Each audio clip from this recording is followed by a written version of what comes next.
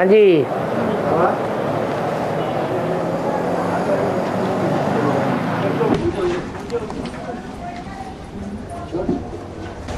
नजदीकी मिनी मधुबन में बाबा का स्टेशन है।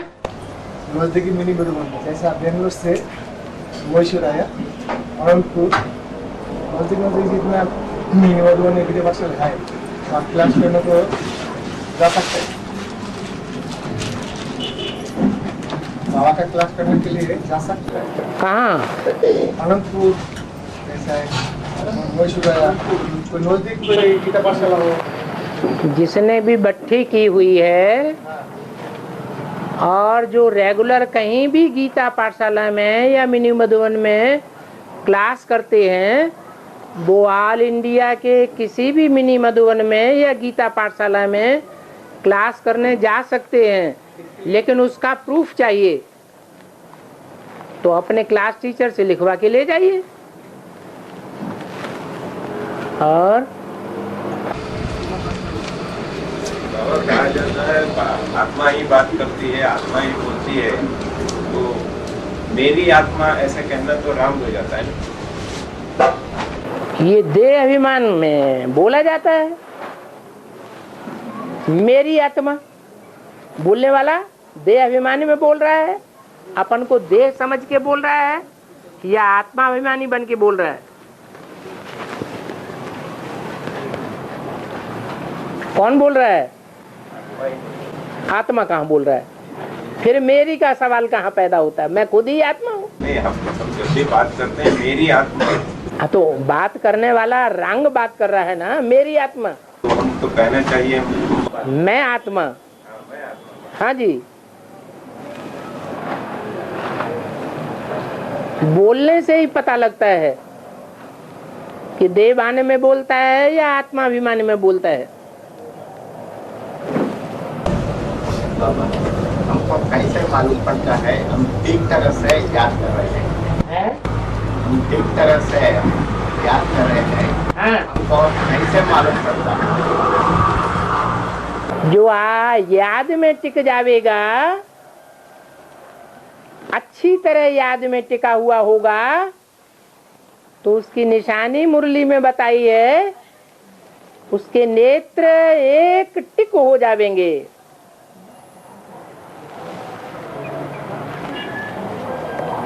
जैसे लौकिक दुनिया में भी कोई गहरी याद में होता है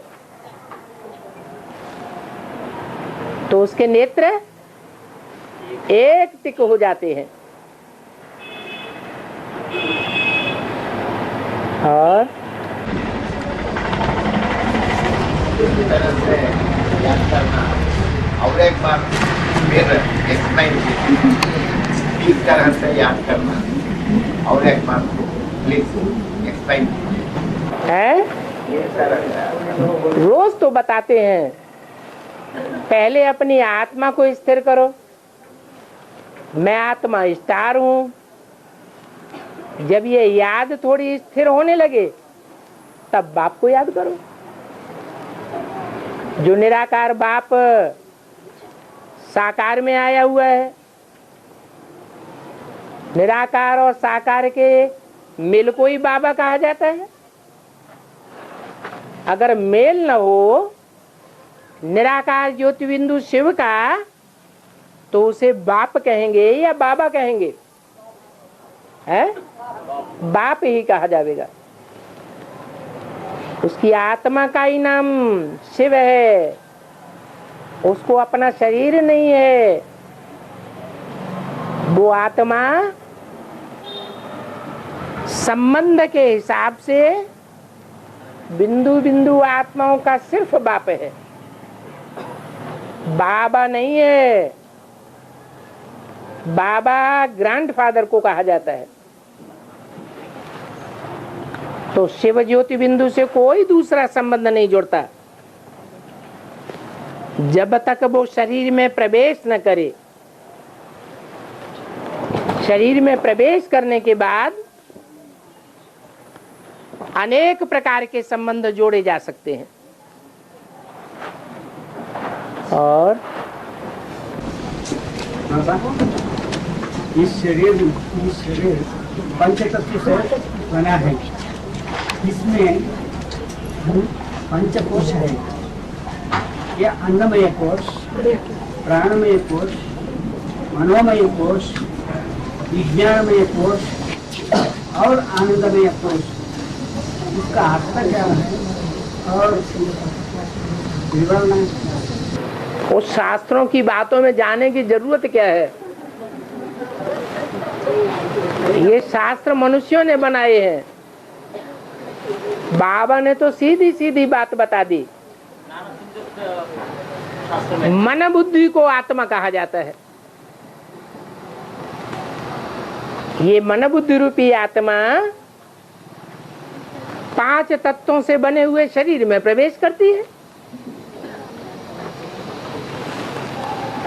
ये 5 तत्व इस दुनिया के हैं।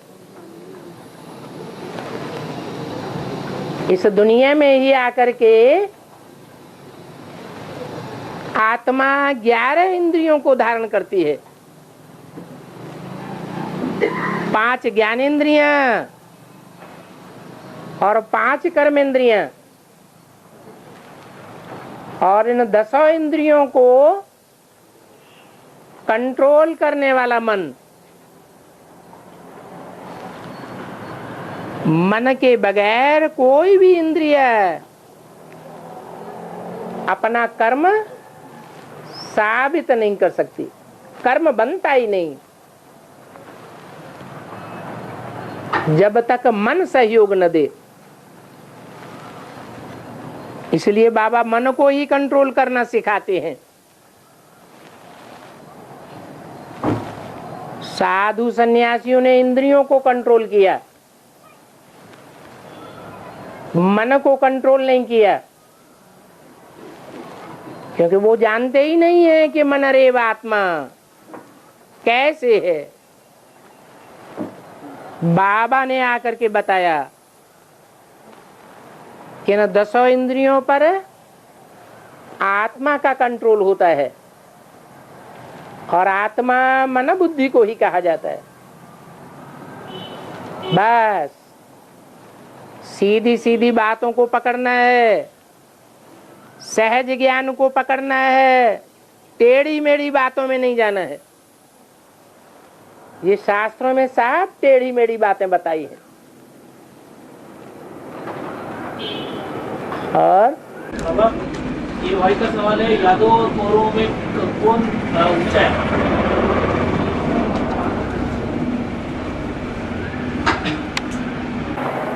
यादव किसके बच्चे हैं? कौरव किसके बच्चे हैं? यादवों का हेड है शंकर। यादव कृष्ण के बच्चे। जो यादव हैं, जो कौरव हैं, वो दोनों ही देह अभिमानी हैं या आत्मा अभिमानी हैं? दोनों ही देह अभिमानी हैं। और देह अभिमानियों की पैदाइश किससे होगी? आत्माभिमानी बाप से होगी या देह अभिमानी से होगी? देह अभिमानी से पैदाइश होती है देह अभिमानियों की। तो देह ऊंचा, देह अभिमान ऊंचा, या आत्मा ऊंची, आत्माभिमान ऊंचा? तो बाप है आत्माभिमानी, सदा सर्वदा का आत्माभिमानी, और रावण है देह अभिमानी, सदा सर्वदा का देह अभिमानी है या आधा कल्प का देह अभिमानी है? आधा कल्प का देह अभिमानी है। परंतु जो भी दुनिया में देह अभिमानी है अथवा जो भी आत्मा अभिमानी है, उन दोनों का बाप कौन है? आत्माभिमानियों का भी एक ही बाप है। जो आत्माभिमानी मनुष्य हैं, और देह अभिमानी मनुष्यों का भी एक ही बाप है। कौन है? प्रजापिता। इसलिए बोला कि राम ही राम बनता है और राम ही रावण बनता है।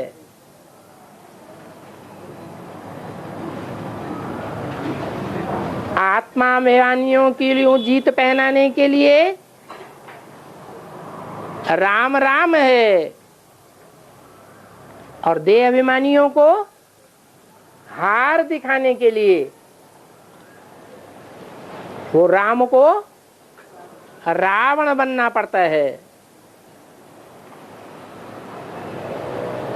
जो बाप मुरली में कहते हैं,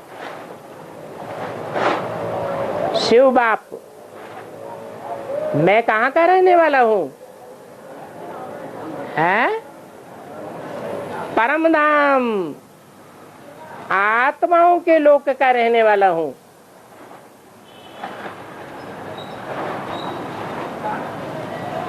तो जो आत्माओं के लोक का रहने वाला है, सदैव आत्माभिमानी है, उसको देह अभिमानी की दुनिया अच्छी लगेगी या आत्माओं की दुनिया अच्छी लगेगी? इसलिए कहते हैं मुझे आना पड़ता है। कहाँ आना पड़ता है? हैं? देह अभिमानियों की दुनिया में आना पड़ता है। और किस में आता हूँ? आत्माभिमानी में आता हूँ या बड़े से बड़े देह अभिमानी में आता हूँ? बड़े से बड़े पतित में आता हूँ या आत्माभिमानी में आता हूँ? दुनिया का जो बड़े से बड़ा पतित है, बड़े से बड़ा देह अभिमानी है, उसमें आता हूँ। और क्या करता हूँ? उस देह अभिमानी को, उस दुनिया के बड़े से बड़े कांटे को क्या बनाता हूँ? बड़े से बड़ा फूल बनाता हूँ। इसलिए पांडव किसके बच्चे हैं? है? पांडव कौन सी आत्मा के बच्चे हैं? और यादव कौरव कौन सी आत्मा के बच्चे हैं?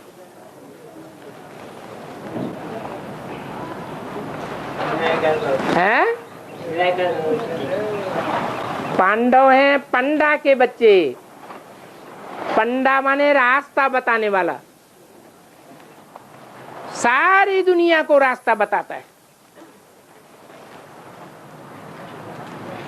राक्षस हो या देवता हो या मनुष्य हो, जानवर हो या कीड़े मकोड़े की आत्मा हो, सबको रास्ता बताने वाला कौन है? कौन सी आत्मा है? जन्म मरण के चक्र में आने वाली आत्मा है या जो जन्म मरण के चक्र में कभी आती नहीं, वो आत्मा है? सब आत्माओं की सदगति करने वाला कौन है? मुक्ति देने वाला कौन है? एक ही आत्माओं का बाप है, वो पांडवों का भी बाप है। यादवों कौरवों का बाप है या नहीं है? है? नहीं है? वो शिव बाप जो ज्योति बिंदु है, जो जन्म मरण के चक्र में नहीं आता है, सदैव आत्माभिमानी है, वो पांडवों का बाप है या यादवों कौरवों का भी बाप है?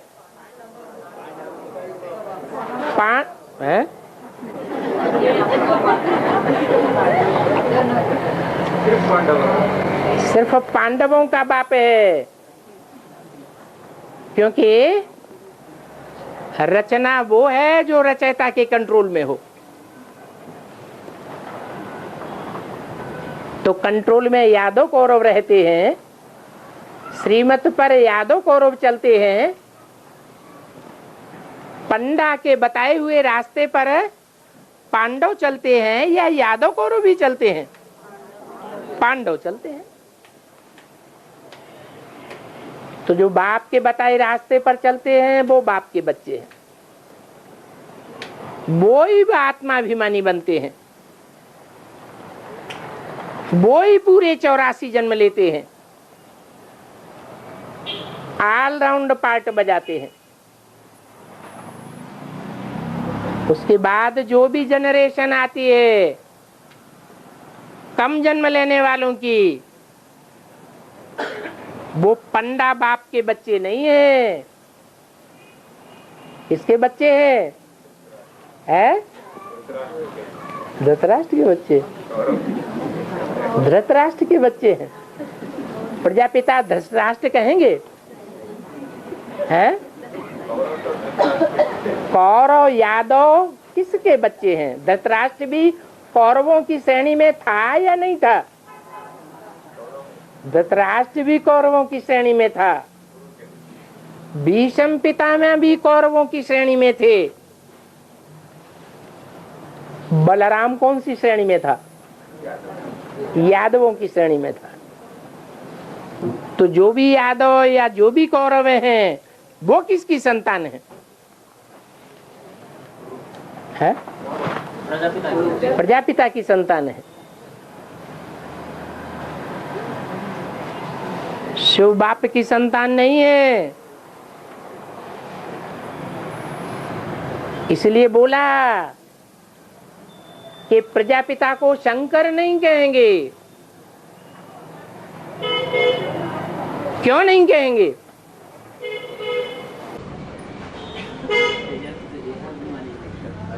हैं? प्रजापिता पतित का नाम है और शंकर को पतित नहीं कहेंगे। शंकर तो पावन है। हाँ, जो पतित है वो याद के पुरुषार्थ से क्या बन जाता है? पावन बन जाता है। और बलराम तो यादव है, तो कृष्ण तो क्या है बाबा? हैं? कृष्ण क्या होगा? वो भी यादव है।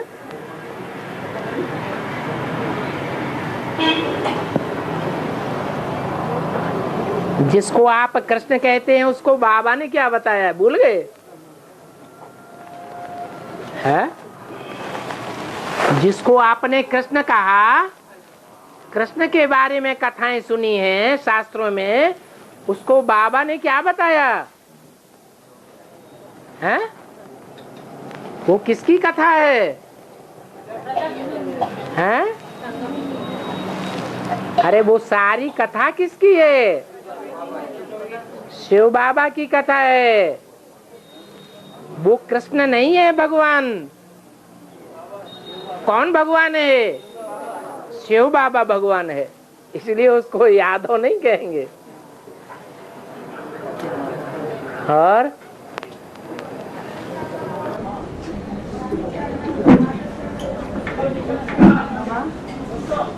बाबा, खेती करने वाले अपने जमीन से 7-8 बार बोरवेल निकलाने पर भी पानी नहीं आई, इसलिए फिर एक बार जमीन खोदने से प्रकृति को हानि पहुंचेगी। क्या खोदना ठीक है या नहीं बाबा?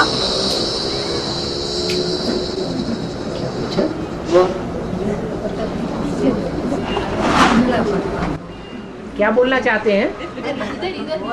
हाँ हाँ सुना, आप उधर हैं। हाँ।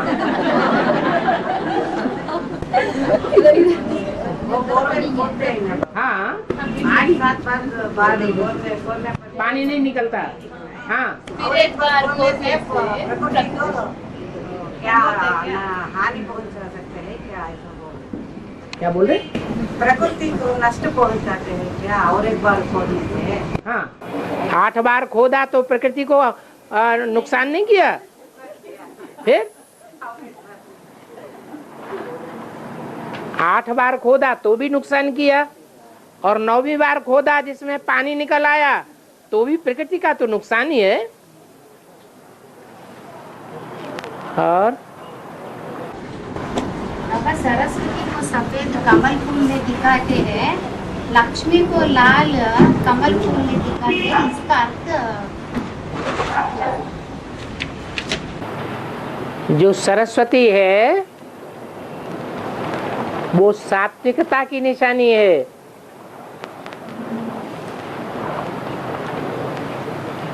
लक्ष्मी भी सात्विक है, लेकिन गुलाबी रंग है।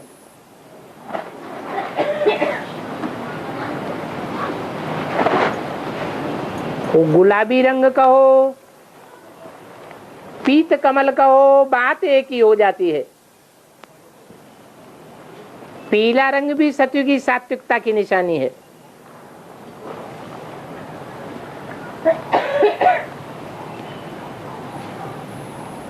जब बसंत ऋतु आती है तो चारों ओर कौन सा रंग देखने में आता है? हैं? पीला रंग ही देखने में आता है। ऋतुओं में सबसे अच्छी ऋतु कौन सी मानी जाती है? बसंत ऋतु मानी जाती है। ये बसंत ऋतु है सतयुग का आदि, जबकि चारों ओर संसार में फूल ही फूल खिल जाते हैं और सारे ही फूल सात्विक होते हैं। और ओम का अर्थ लगाते हैं त्रिमूर्ति यानी ओम, और अब हम कहेंगे ओम नमः शिवाय, तो क्या हम ये समझें कि त्रिमूर्ति ओम मना यह भी कहा जाता है ना, ओम का अर्थ है मैं आत्मा। तो ये इसमें कौन सी सही होती है कि त्रिमूर्ति शिव को नमन कर रहे हैं या मैं शिव को नमन कर रहा हूँ?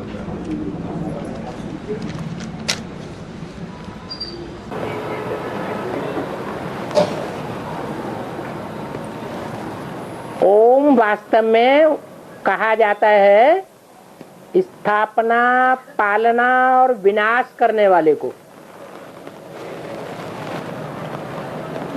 और वो स्थापना, पालना, विनाश हर आत्मा करती है,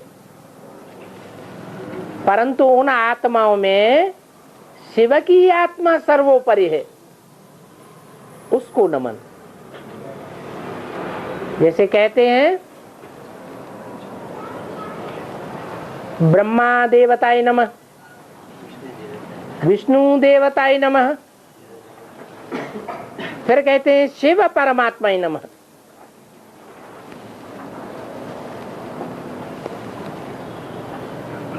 तो शिव ऊंचते ऊंच आत्मा है, स्थापनाकारी, पालनाकारी और विनाशकारी। और बाबा कहते हैं माँ को भी अडॉप्ट किया है तो ये बड़ी माँ हो गई, परंतु महिमा सारी छोटी माँ की है, इसका थोड़ा समझाएंगे क्या? बाप ने अडॉप्ट किया है, किसके द्वारा है? ब्रह्मा के द्वारा। बाप ने अडॉप्ट किया है बड़ी से बड़ी माँ के द्वारा। माँ की विशेषता होती है सहन करना। तो जो भी मनुष्य आत्माएं हैं उनमें सबसे जास्ती किसने सहन किया? ब्रह्मा ने सहन किया। तो ये ब्रह्मा ही तुम्हारी जगदम्बा है, परंतु तन पुरुष का है। इसलिए इस ब्रह्मा के कार्य को करने के लिए किसको रखा? सरस्वती को रखा हुआ है। वो सरस्वती ही फिर कोई माता में प्रवेश करती है, उसको छोटी माता कहा जाता है। जो छोटी माता है वो ही लक्ष्मी बनती है।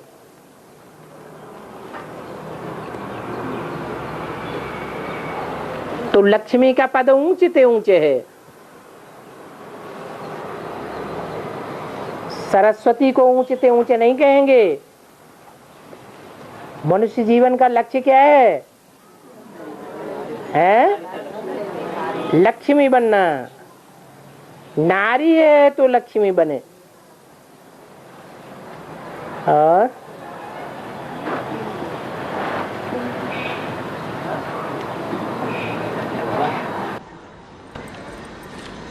माता गुरु बिगड़ उद्धार नहीं हो सकते। हाँ, माता गुरु में जगदम्बा या लक्ष्मी माँ दोनों में कौन सी माँ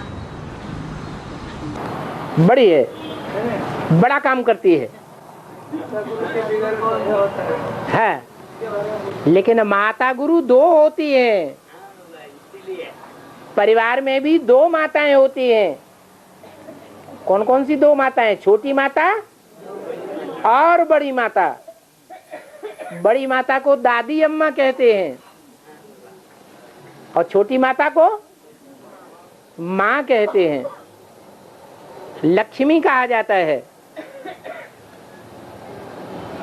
राज परिवारों में बड़ी माता को ऊंची गद्दी देते थे, परंतु राजकाज कौन संभालती है? बड़ी माता संभालती है या छोटी माता संभालती है? तो ज्यादा सर्विसेबल कौन हुई? परिवार की ज्यादा सर्विस करने वाली माता कौन सी हुई? छोटी माता हुई।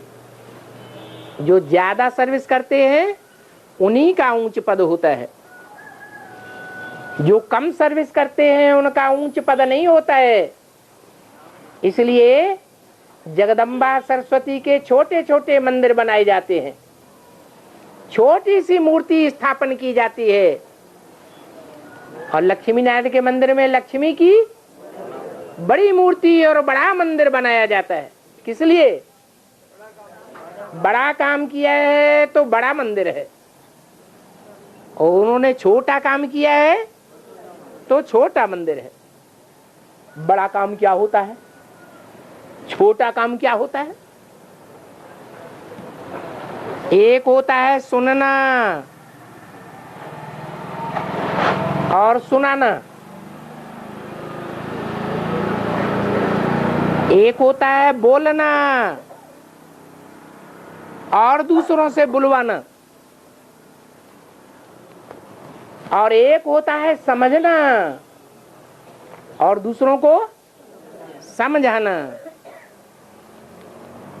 तो छोटी माँ ने क्या किया और बड़ी माँ ने क्या किया? बड़ी माँ को वाक देवी भी कहा जाता है। वाक माने वाचा की देवी। जगदम्बा है या लक्ष्मी है? कौन है वाचा की देवी? है जगदम्बा है। जहां बोलने की बात आती है तो बोल बोल में उससे कोई नहीं जीत सकता, परंतु क्या समझती भी है? समझती नहीं है। समझने और समझाने में लक्ष्मी आगे जाती है। इसलिए छोटी माता होते हुए भी उसकी ज्यादा पूजा होती है, ज्यादा बड़े मंदिर बनते हैं। और मनुष्य जीवन का लक्ष्य भी क्या है? जगदम्बा बनना लक्ष्य है या लक्ष्मी बनना लक्ष्य है?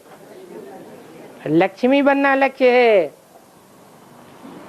ये लक्ष्य जानवरों का है या मनुष्यों का है?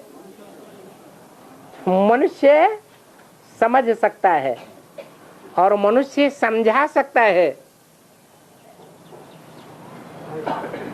ये समझने और समझाने का काम मनुष्यों का है। तो समझ लिया और समझा दिया, तब धारणा करने की बात आती है। सिर्फ सुन लिया और सुना लिया, बोल बोल कर लिया और दूसरों को बोल बोल करना सिखा दिया, लेकिन समझा और समझाया नहीं, तो धारणा में नहीं आ सकता। धारणा करने पर देवता बनेगा या सिर्फ सुनने और बोलने से देवता बनेगा? सुनने से और बोलने से नंबरवार ब्राह्मण बनेंगे, लेकिन ब्राह्मण सो देवता नहीं बनेंगे। और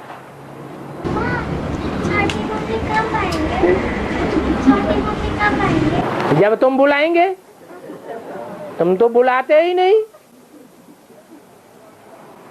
हाँ, तो जगदम्बा छोटी काम करती है ना, है? जगदम्बा छोटी काम करती है ना, हाँ, तो भी बड़ी माँ समझते है ना। हाँ, कैसे? हाँ, बड़ी माँ छोटी माँ कहते हैं ना। क्यों? क्योंकि लंबे समय तक काम किसने किया है? बड़ी माँ ने काम किया, तो उनको बड़ी माँ कह देते हैं। कह देने की बात अलग और बड़ा हो जाना बात अलग। और बाबा, जगदम्बा साकार में है तो जगत पिता भी साकार में है। इन दोनों को रचयिता ही कहेंगे। इन दोनों को रचयिता ही कहेंगे। तो मम्मा भी रचयिता है और पिता भी। मम्मा भी रचयिता है, लेकिन किसका रचयिता है? किसको रचता है? जगदम्बा और जगत पिता रचते किसको हैं? देवताओं को रचते हैं या ब्राह्मणों को रचते हैं? किसको रचते हैं? है? ब्राह्मणों को रचते हैं, देवताओं को नहीं रचते हैं। और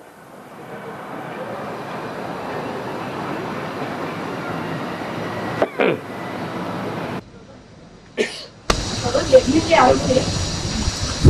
आदमी यज्ञ छोड़कर चले गए, उनके पीछे पीछे सूर्यवंशी बच्चे भी नंबरवार चले गए। संख्या कितनी थी?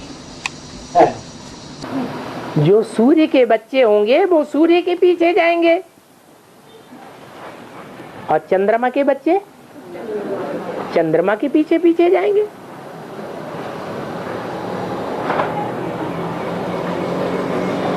जो ज्ञान सूर्य है उनकी संख्या अनेक होती है, या जो उपग्रह चंद्रमा है उनकी संख्या अनेक हो सकती है।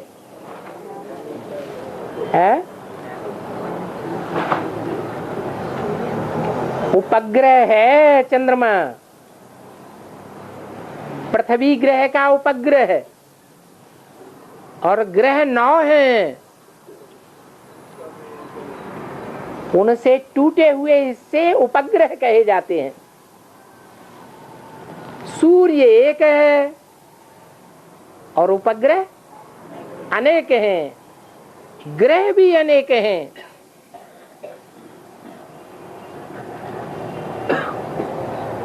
तो ताकतवर अनेक होते हैं या कम संख्या में होते हैं? तो ज्ञान सूर्य एक है, ज्ञान सूर्य के बच्चे भी थोड़े हैं। जो बहुतों की संख्या होती है वो पावरफुल नहीं होते हैं। पांडव कितने होते हैं? 5 होते हैं, और कौरव यादव ढेर के ढेर होते हैं। तो संख्या को पकड़ना है या ऊंचाई को पकड़ना है? ऊंचाई को पकड़ना चाहिए। कितने होते हैं सूर्यवंशी बच्चे? हैं? 2.25 लाख होते हैं, क्योंकि जो 2.25 लाख होंगे वो तो चंद्रवंश से आने वाले होंगे। विजयमाला कौन से वंश से आएगी? चंद्रवंश से आएगी। उनकी संख्या कितनी होगी? 2.25 लाख होगी। और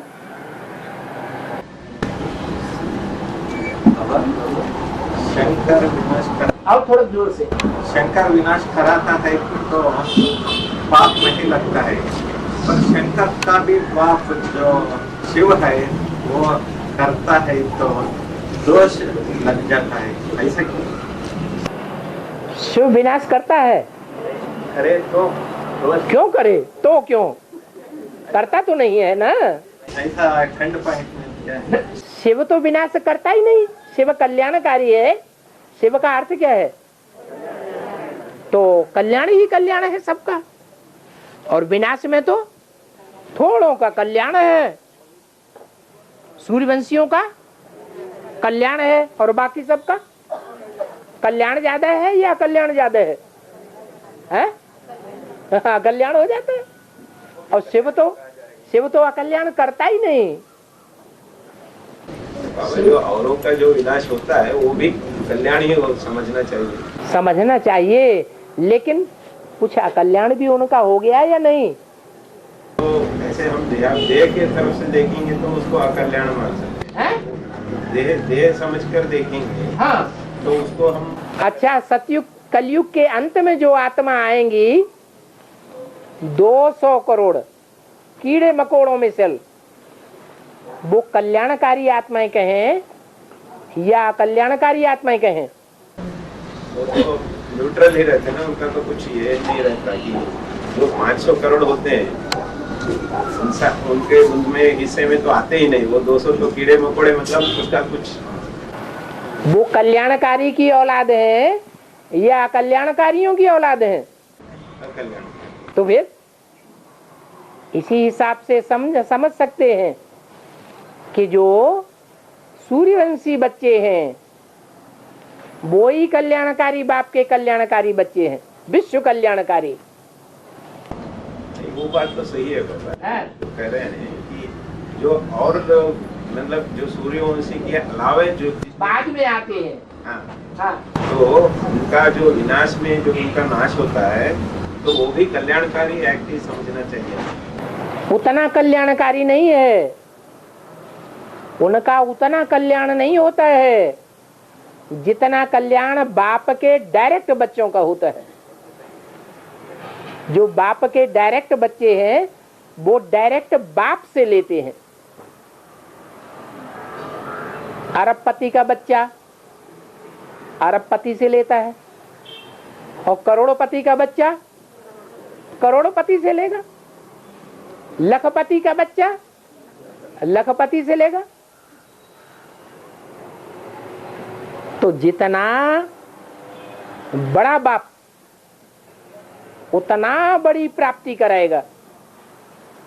ये है ही ऊंचे ऊंच बाप।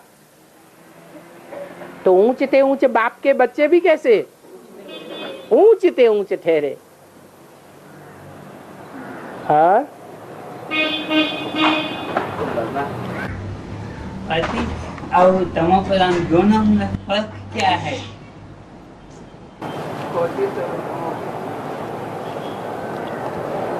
जो पहली आत्मा है जिसको मनुष्य सृष्टि का बाप कहते हैं,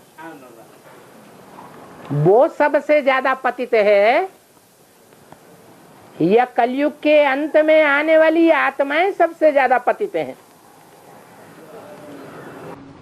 पहली आत्मा है, पहली आत्मा न, पहली हो या अंतिम हो, पहली अंतिम का सवाल नहीं। ज्यादा पतित कौन है? प्रजापिता ज्यादा पतित है। जो आए ही अंत में है वो परमधाम से डायरेक्ट आए हैं ना, तो वो पावन आए या पतित आए? उनके तो पतित बनने का, ज्यादा पतित बनने का मार्जिन ही नहीं है। जो जास्ती सुख भोगता है वो ही जास्ती पतित होता है। जो कम सुख भोगने वाली आत्माएं हैं वो कम पतित बनती हैं। और बाप को पतितों से घृणा है या पतितों को ही आकर के प्यार करता है? तो पतित को बाप पतितपने के रूप में नहीं देखता, क्योंकि जानता है कि ये दुनिया का सबसे जास्ती सुख भोगने वाले हैं।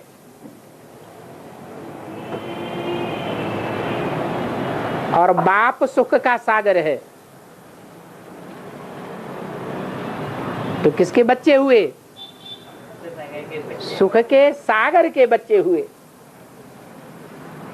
और आत्माएं जो हैं वो सुख के सागर के बच्चे नहीं है। सुख स्वरूप नदियों के बच्चे हो सकते हैं, सुख सरोवरों के बच्चे हो सकते हैं, सुख रूपी नहरों के बच्चे हो सकते हैं, पोखरों के बच्चे हो सकते हैं, गड्ढे गड़ीचियों के बच्चे हो सकते हैं। लेकिन वो तो सुख का सागर है, प्रेम का सागर है, दुख का सागर नहीं है। और मगर तमो प्रधान माना, तमो प्रधान भी सबसे जास्ती कौन बनता है? वो तमो प्रधान भी सबसे जास्ती बनता है। और जो आत्माएं कलयुग में, कलयुग के अंत में आती है, न ज्यादा तमो प्रधान बनती है, न ज्यादा सतो प्रधान बनती। कृष्ण की आत्मा है न ज्यादा सतो प्रधान बनती है और न ज्यादा तमो प्रधान बनती है, क्योंकि कृष्ण की राशि क्राइस्ट से मिलाई जाती है। जो क्राइस्ट के जीवन में है वो सारी बातें कृष्ण के जीवन चरित्र से उठाई गई है। और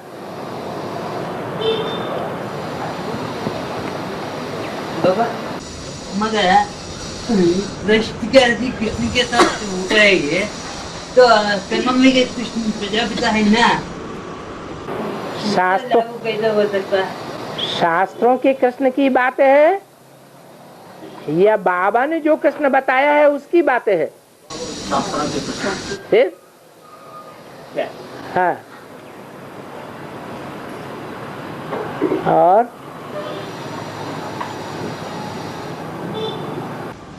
बाबा से बातचीत करने के लिए प्रश्न पूछता था, लेकिन बाबा को प्रश्न चित्त बच्चे, समस्या स्वरूप बच्चे पसंद नहीं है।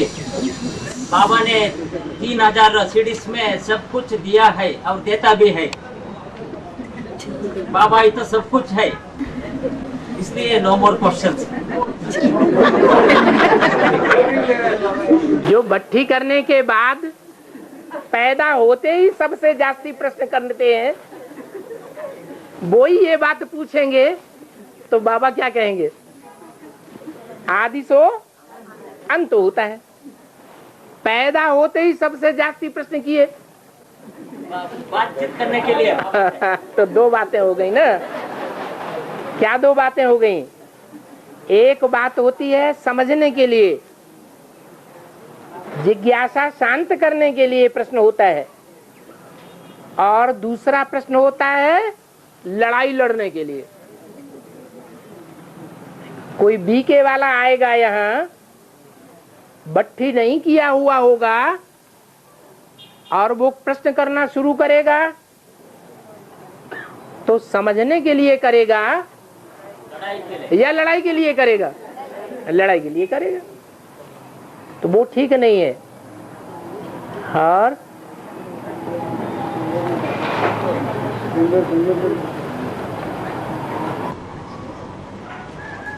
बाबा सूर्यपुत्री आया और बाबा को धोखा कर गया। हाँ। गंगा को बाबा ने सिर में बिठा दिया, लेकिन वो भी बाबा को दो करके चले गया। हाँ। जगदम्बा भी बाबा को दो करके बाबा का कंट्रोल में नहीं हो गया। हाँ। वो कृष्ण को बाबा ने मस्तक में बिठाया। हाँ। लेकिन वो भी जंप करके चला गया। राम बाप है। हाँ। कृष्णा बच्चा है। हाँ। मैं अब एक एक की बात पूछो। सबकी इकट्ठी मत पूछो। हाँ बोलो। राम बाप है, हाँ कृष्ण बच्चा है, कृष्ण बच्चा है, मैं सीताराम बाबू हूँ। हाँ मुझको जूते बनाकर अपने पाँव में सदाकाल के लिए पहन लो। हाँ ये बुद्धि रूपी जूते से थप्पड़ मार लेते, ये सभी कंट्रोल में आता है। हाँ क्या कहना क्या चाहते हैं, एक बात उठाओ ना। अब तुम तो ढेर सारी बातें बोल दी, कंट्रास्ट करना है तो एक एक का करो। हाँ मुझको अभी बात उठाई कि जो ज्ञान में आते हैं या एडवांस में आते हैं, उनमें गंगा को तो उठा के सर पे रख लिया, और जो शुरुआत में ज्ञान में आए, एडवांस में आए, वो पीछे रह गए। इस बात को हल करना है पहले। अरे चुप क्यों हो गए? क्योंकि जो पीछे आए हैं गंगा की तरह, वो पहले भी आ चुके हैं। जैसे गंगा पहले आई और सात्विक ज्ञान उठाया, बाद में सन्यासी हो गई। सन्यासी होने के बाद भी उसने पवित्रता को धारण किया या अपवित्र हो गई, इसलिए सर के ऊपर जाती है, अंत में आती है। लेकिन और शक्तियों के मुकाबले ज्यादा सर्विस करके दिखाती है या कम सर्विसेबल बनती है? तो ज्यादा जो सर्विसेबल बच्चे होते हैं, उन बच्चों को बाप प्यार में आकर के सर के ऊपर चढ़ा लेते हैं। तो गंगा को भी सर पर चढ़ा लिया। ऐसे ही कृष्ण की आत्मा, सारी पढ़ाई किसके लिए हो रही है? कृष्ण के लिए हो रही है। वो बच्चा बुद्धि आत्मा है। संगम युग में जब तक शरीर रहा तब तक भी बच्चा बुद्धि बनकर रही। शरीर छूटने के बाद भी समझने में और समझाने में टाइम लगता है या नहीं? टाइम लग जाता है। लेकिन जिस सेकंड ही उस आत्मा की बुद्धि में पूरा ज्ञान बैठ जाता है, तो ज्ञान संपूर्ण हो गया या आगे सुनाने की जरूरत है? संपूर्ण हो गया। वो ही संपूर्ण चंद्रमा फिर मस्तक पर नहीं बैठाया जाता। अधूरा चंद्रमा मस्तक पर बैठाया जाता है, क्योंकि बाप की आस रहती है बच्चे में। आस आज नहीं तो कल सुधर जाएगा। फर्स्ट क्लास बच्चा है। तो कृष्ण को चंद्रमा के रूप में मस्तक पर बिठाया हुआ है, और बहुत पावरफुल बच्चा है, क्योंकि बाप जानता है कि सृष्टि के आदि में यही बच्चा पहला पत्ता बनने वाला है, और यही मेरा बच्चा बनने वाला है। कि कोई दूसरा बनेगा है? तो बुद्धि में ये बात जब बैठ गई कि यही बच्चा मेरा बच्चा बनने वाला है, तो बाप उसके प्रति सारी ताकत लगाएगा या कम ताकत लगाएगा? और बच्चों के बारे में मालूम पड़ गया कि ये सब धोखेबाज हैं।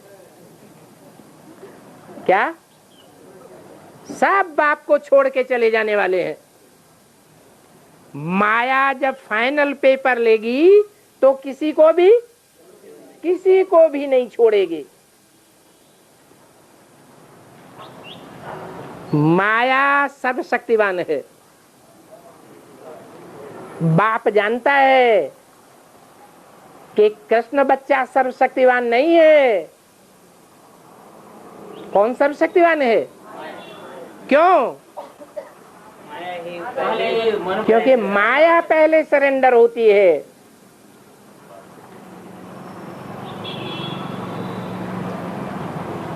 कृष्ण बच्चा सरेंडर होने की बात ही नहीं है।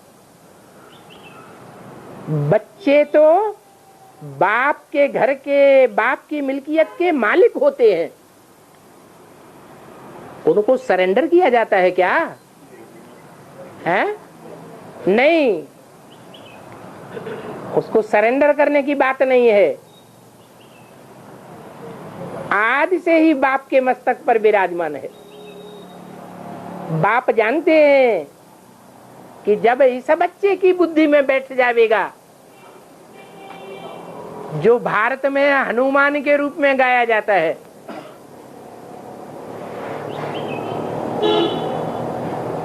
जो भारत में बलराम के रूप में गाया जाता है,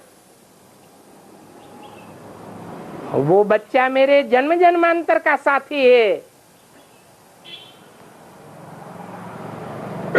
साथी है या नहीं है? साथी है। सतयुग के आदि में मेरा बच्चा है और त्रेता के आदि में मेरा बाप है। जन्म जन्मांतर का साथ है। तो ऐसी आत्मा को मस्तक पर उठा के रखेगा या नहीं रखेगा? कुछ करके दिखाया होगा ना। उस बच्चे की बुद्धि में जब तक नहीं बैठता, तो बाप दुनिया की किसी भी आत्मा की बुद्धि में नहीं बैठा पाता। क्या रावण के ऊपर जीत नहीं मिल पाती? जब वो बच्चा सहयोगी बनता है, जो हनुमान के रूप में गाया हुआ है। क्या गाया हुआ है? चारों युग प्रताप तुम्हारा है, प्रसिद्धि जगत उजियारा।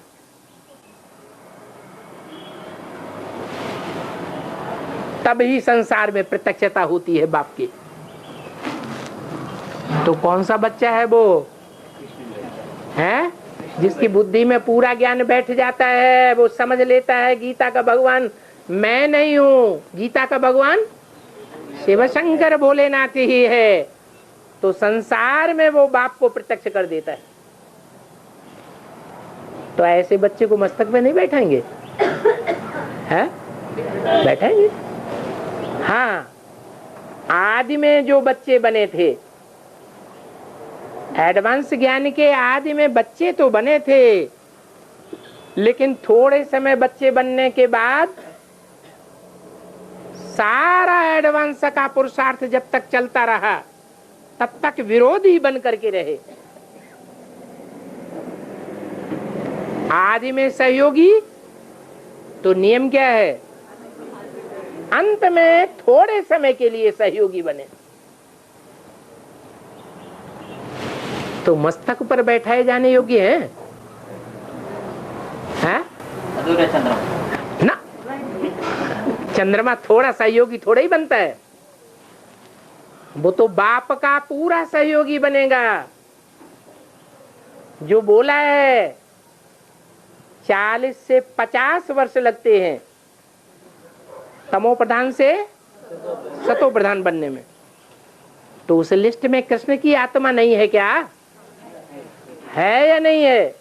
है। बाकी तो 8 नंबर वार हैं। जो 8 नंबर वार हैं, उनमें लिस्ट आती है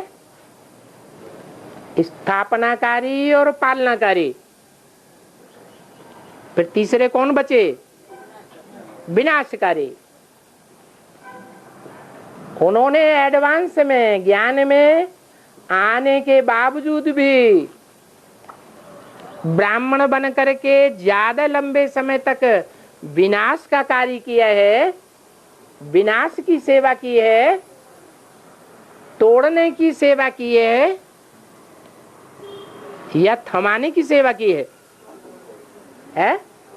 तोड़ने की सेवा की है।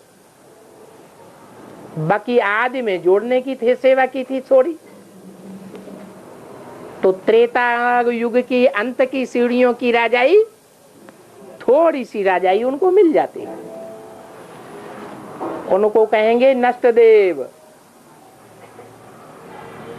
मकान बनाने वालों को ज्यादा प्राप्ति होनी चाहिए या तोड़ने वालों को ज्यादा प्राप्ति होनी चाहिए? बनाने वालों को ज्यादा प्राप्ति होनी चाहिए। तो उनको कैसे सर पर बैठा लेंगे? 8 को तो फिर भी सर पर बिठाते हैं। वो 8 की लिस्ट क्या है? जो 8 मण के जूड़े के ऊपर बैठाए जाते हैं गंगा के साथ, उनकी विशेषता ये है कि जब से एडवांस में आते हैं तब से लेकर के अंत तक की प्रत्यक्षता में बाप के तन से, मन से, धन से, समय से, संपर्क से, संबंधियों की ताकत से पूरे 100% सहयोगी बनकर देखने में आते हैं। वो कभी भी बाप का विरोध नहीं करते हैं। तो सर के ऊपर बैठने काबिल नहीं है क्या? हैं? और लोग शिव बाबा का आदि से अंत तक भक्त है। जीवात्मा है, आदि से अंत तक शिव बाबा का भाग्य रहेगा। वो यह शिव शक्ति। इसलिए शिव बाबा का आदि से अंत तक जो बनकर रहेंगे। क्या रहे? शिव बाबा के बन के रहे। शिव बाबा के बन के रहे। हाँ, वो ये शिव शक्ति। वो शिव शक्ति बोलना। वो शिव शक्ति मन बुद्धि से रहे या शरीर से रहे? दोनों में ही शिव शक्ति बोला जाता है। नहीं, तो शिव शक्ति तो शिव की शक्ति आत्मा है या कि शरीर? आत्माभिमानी शिव की शक्ति है या देह अभिमानी शिव की शक्ति है? फिर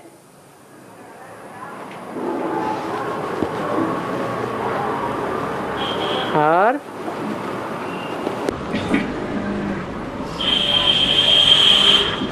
भक्ति में ये हरि भक्त और हर भक्त के हमेशा झगड़ा क्यों होते रहता है? हरि कृष्ण को कहा जाता है और हर शंकर को कहा जाता है। जो यहाँ ब्रह्मा कुमारियों में झगड़ा है और प्रजापिता ब्रह्मा कुमार कुमारियों में झगड़ा है, वो ही झगड़े की यादगार जो है भक्ति मार्ग में शूटिंग में अभी जो चलता है वो भक्ति मार्ग में शूट प्रैक्टिकल में चलता है। और बाप तो परम धाम से आए हैं नीचे, तो परम धाम जगह खाली है क्या? परम धाम में ऐसा हाँ। किसी ने पूछा मुझे। हाँ। क्या परम धाम खाली नहीं होता है? बाबा अगर बाप नीचे आए हैं हाँ। परम धाम में भी हैं, तो क्या राइट क्या है? अभी आत्माएं नहीं आ रही हैं। बाबा की सीट, बाप की सीट, शिव बाप की। शिव बाप तो आए, लेकिन और आत्माएं परमधाम में है या नहीं है? वो है के लिए कह रहे हैं ऊपर याद करें या नीचे याद करें, ऐसे कहते हैं। बाप अभी ऊपर बैठा है या नीचे आ गया है? जो नीचे आ गया तो नीचे याद करेंगे। प्रैक्टिकल में बाप किधर है? प्रैक्टिकल माने शरीर, तो शरीर के साथ प्रैक्टिकल में बाप कहाँ पार्ट बजा रहा है? तो प्रैक्टिकल में याद करेंगे तो फायदा होगा।